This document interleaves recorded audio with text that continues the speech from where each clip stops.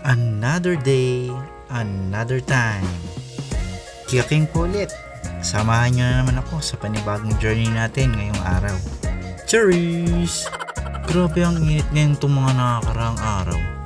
Hindi ko makakatagal talaga sa labas eh. Kahit na umaga pa lang, sobrang init na kagad. Lalo na pagtanghali, litsyong-litsyon ka na kagad. Sa heat index, grabe. Sa Cavite City, 44 degrees. Batangas, 44 degrees din. Lalo sa Zamboanga, 43 degrees. Naku, napakataas lalo na pag sa Capiz. 48 degrees ang naitala nila. Ma-average ng 42.67 degrees Celsius ayon sa Pag-asa. Grabe yung init. Kaya napakahirap pag sa labas ng trabaho mo eh. Lalo na yung gantong init. Ngayon pa nga lang sa biyahe, hirap na ako eh. Ang sakit sa ulo. Ano pa kaya yung mga nagtatrabaho sa labas? Sobrang init nito. Kayanin pa kaya nila. Ngayon, dito na tayo sa SM Tansa. Ganda ng BRB na to.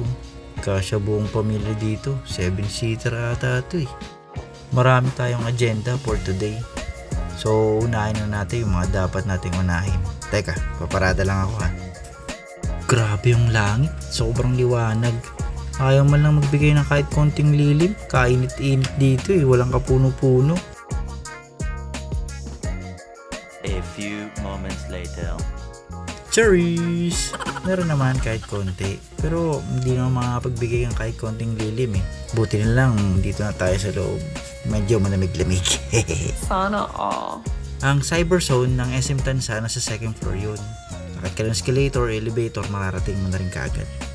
Pag nandun ka sa dulong parking. Yung entrance naman ng cyber zone, nandun makikita mo na kaagad yung Samsung concept store namin. Cheerful and approachable ang mga staff dito, kaya mapipil mo talaga na welcome ka. Available din lahat ng unit dito, from our flagship, foldables, tablets, and mid-range phones, makikita mo lahat yan dito. Today, update na muna natin yung TVC natin para mapakita natin yung mga bagong promos at saka mga bagong units sa mga clients. Para pagdaan pa lang nila, updated kaagad sila, makikita nila, uy, bago yun ah. Uy, ang ganda naman nun. O di kaya pag nakita nila, uy, ang pogi na naglalagay nun ah. Cherries! Makakapasok agad sila. Isa rin kasi itong way para ma-attract natin yung mga customers natin tsaka ma-update natin sila sa mga bagong promo and bagong units ni Samsung. So si EJ pala ang promoter natin dito sa Samsung Tansa. So very hands-on yan.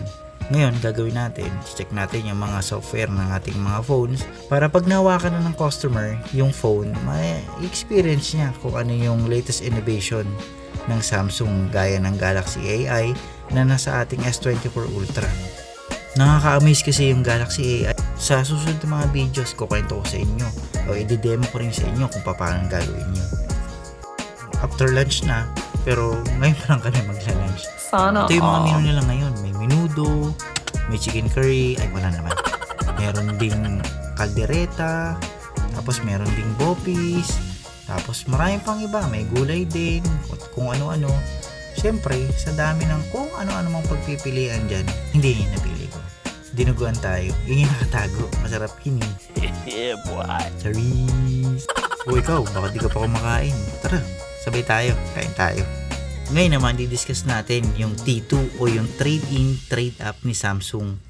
Una, gamit yung phone na gusto mong i-trade, i-scan mo yung QR code para ma-redirect ka dun sa Google Play na mismong app ng Comp Asia.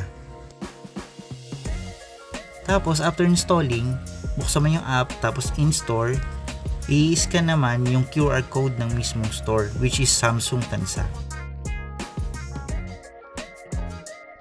Tapos, kukunin mo yung IMEI ng phone mo. So, pag sa Samsung ang phone mo, ang code nun is asterisk number sign 06 number sign.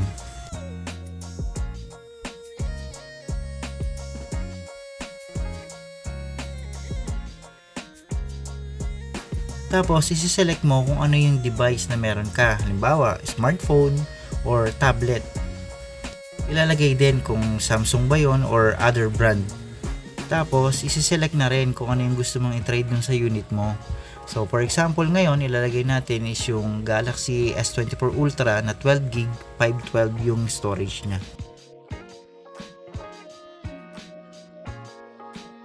magkakaroon ng self-test yung phone mo ng Wi-Fi, Bluetooth, ng location, ng vibration ng phone mo para ma-ensure pati yung mga sensor niyan, i-check niya. So self-test na yon. Magkakaroon siya ng series of test. Magra-run yun ng kusa. Pati yung camera, kung okay yung front, okay yung back ng camera mo. Itetest din yung screen kung yung buong panel may touch siya. So dapat yan magkakaroon siya lahat ng kulay. Madidetect kasi dyan kung merong hindi may touch dun sa mismong screen. Next naman yung button ng volume up and volume down. Tapos i-verify kung okay yung unit mo. Tapos titignan din sa physical kung walang scratch yung phone. Tapos i-check din ng nag-a-assess kung okay yung battery health ng phone mo, camera lock, tsaka kung may mga dead pixel siyang nakikita. Check ng dead pixel, so magpapakita siya ng series of colors. Kung may makikita ang tuldok dun o line, makakonfirm niya kung may dead pixel siya o wala.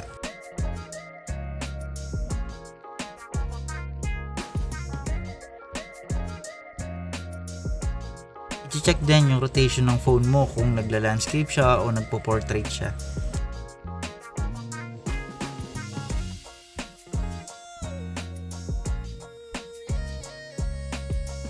After series of tests, so kailangan mo mag-provide ng isang ID, pipicturan yon para makita kung legit talaga siya. Tapos makikita mo na doon kung magkano yung magiging value ng phone mo. Nagkaroon siya ng 11,900, tapos meron siyang voucher na additional na 16,000. Naging total natin is 27,900. After nun, makikita na yun sa system kung magkano yung naging total value ng phone natin kasama yung voucher. So yun yung ilelest nila sa kukunin mong unit kung ano man yung napili mong unit na gusto mo. O diba? Sobrang dali lang. Kung meron kang phone na gusto mong ipa-assess, dali mo lang yan sa pinakamalapit na Samsung store para may assess nila, matignan nila kung kano yung magiging value ng phone mo. Hanggang dito muna. See you next time! Akala ko ikaw ay akin, totoo sa aking paningin, ngunit ang ika'y yakapin, naglalaho sa dilim. Ninais ko mapalapit sa'yo, ninais ko malaman mo ng mga paghihirap ko, baliwala